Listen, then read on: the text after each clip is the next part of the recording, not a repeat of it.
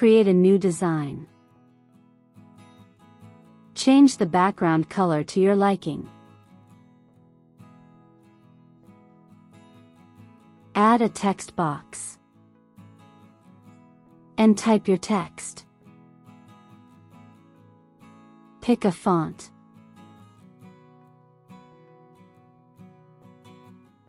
Adjust the text color to your liking.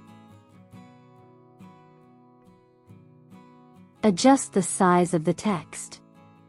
And place it in the center. Go to Share.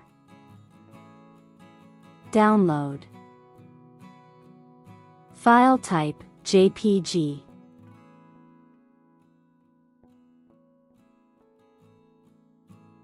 Drag the file from your downloads to the design.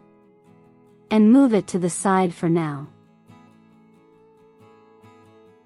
Make the text the same color as the background. And make the background the color that the text was before.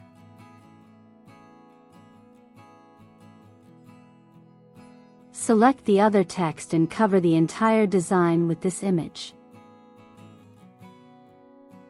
You can now crop this image at the top and bottom.